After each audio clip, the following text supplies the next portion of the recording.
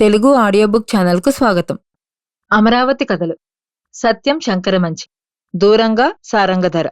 సాయంత్రం 6:30కే వీధెరుకల మీదకి చిమ్నీ బొడ్లతో లాంతర్లతో వచ్చేసారు పిల్లలు. పరీక్షలు దగ్గరకొస్తున్నాయి. పుస్తకాలు తెరిచారేమో గునగునగున చదువులు. ఆపకుండా తలెత్తకుండా కంఠోపాఠాలు. వీధి చివరి నుంచుంటే దీపాల బార్లు, వాటి ముందు పిల్లల చదువుల హోరు. కామయ్య గారింట్లో ప్రైవేటు కుదురుకున్న 25 మంది పిల్లలు అప్పుడే వచ్చి దీపాలు వెలిగించుకుని వరండాలో సర్దుకున్నారు. కామయ్య గారు ఏ బడిలోనూ మాస్టారు కాదు. కాని 55వ ఏట రెండో పెళ్లి చేసుకోవటాన సంపాదన నిమిత్తం ఈ ప్రైవేట్లు పెట్టుకున్నాడు.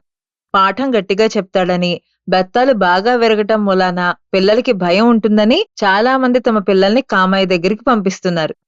8 గంటలకి భార్య లక్ష్మమ్మ వండిన వేడి పప్పుచారుతో కమ్మగా భోజనం చేసి తేయించుకుంటూ నులక మంచం మీదకొచ్చాడు కామయ్య. అప్పటికే పిల్లలు జోగుతున్నారు. ఒరేయ్ అని పిల్లల్ని బెత్తంతో అదిలిస్తే ఉలిక్కిపడి మళ్లీ గొంతులెత్తి చదువుతున్నారు. మరో 10 నిమిషాలకి లక్ష్మమ్మ ఇల్లు సర్దుకుని తాంబూలం నములుతూ వస్తే అప్పటికి భర్త గొరక పెడుతున్నాడు. భర్త లేనప్పుడు పిల్లల్ని చదివిస్తుంది. కొందరు నిద్రకు తూలుతూ ముందుకు వాలితే చిమినీ సగకు వెంట్రుకలంటుకుని చిటచిటా కాలాయి. వెధవాసన. తలకాయలు తగలెట్టుకోకండ్రా వెధవల్లారా కేకలేసింది లక్ష్మమ్మ. అందరిలోకి నారాయణ అంటే లక్ష్మమ్మ ఎక్కువ శ్రద్ధ చూపిస్తుంది. నారాయణకి 13 ఏళ్లు. బాగా చదువుతున్నావా అంటూ కళ్లల్లో కళ్ళు పెట్టి చూస్తుంది.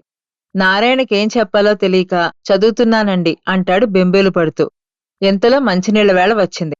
ఎంతమందికి మంచినీళ్లంటే 2 బిందెల నీళ్లవుతాయి కనుక అందరూ లాంతర్లేసుకుని కృష్ణకు పోవలసిందే. అది పిల్లలకి ఆట విడుపులా ఉంటుంది.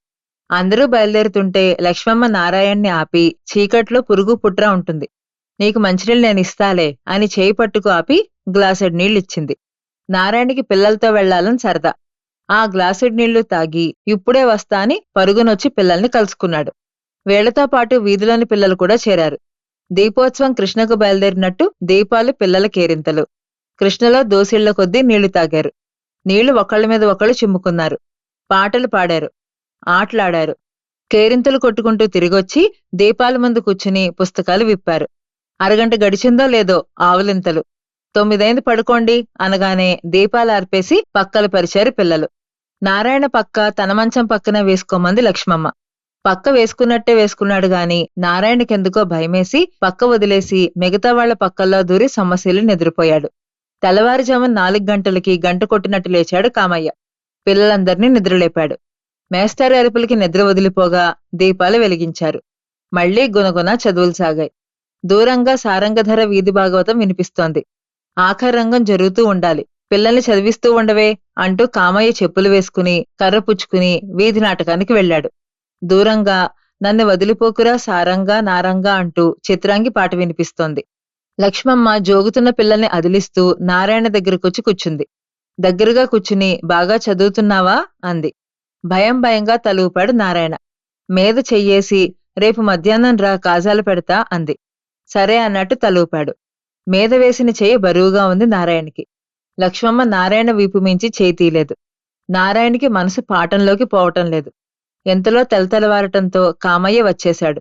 వచ్చి రాగానే కాళ్లు కడుక్కుని పిల్లల్ని తలా 4 ప్రశ్నలు వేసి పంపించేశాడు.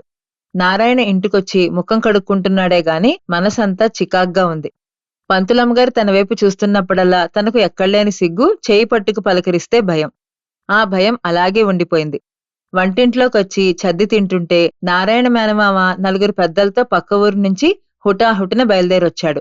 ఉభయ కుశలోపరి అయిన తర్వాత తాపీగా మంచాల మీద కూర్చుని వచ్చిన విషయం చెప్పాడు. నారాయణకి మా అమ్మాయినివ్వటం వాళ్ళు పుట్టినప్పటి నుంచి అనుకుంటున్నదే. మా అమ్మ పెద్దదైపోయింది. ఇంకా 4 ఏళ్లకి చేసే పెళ్లి ఇప్పుడు చేసేస్తే పోలా ముసలమ్మ కళ్లతో చూస్తుంది. నారాయణకి చద్ది మింగుడు పడలేదు. చిన్నవాడు ఏం తొందర తండ్రి సనుగుతున్నాడు. నాకు తొందర లేదు ముసలాళ్ల గురించి అంటూ ఇంకా చెప్తున్నాడు మేనమామ. నారాయణకి ఉన్నట్టుండి ఏడుపొచ్చింది. ఎంత ఆపుకుందామన్నా ఆగలేదు. పక్కనే వెన్న తీస్తున్న తల్లిని ఎంగిలి చేత్తోనే కౌగిలించుకుని నాకు పెళ్ళొద్దే నేను చదువుకుంటానే అని బావురుమన్నాడు. వాకిట్లో వీధి భాగవతం వాళ్ళు నన్ను వదిలే పోకురా సారంగా నారంగా అంటూ చందాలకొచ్చారు. మా ఛానల్ కనుక మీకు నచ్చినట్లయితే లైక్ చేయండి, షేర్ చేయండి, సబ్స్క్రైబ్ చేయండి.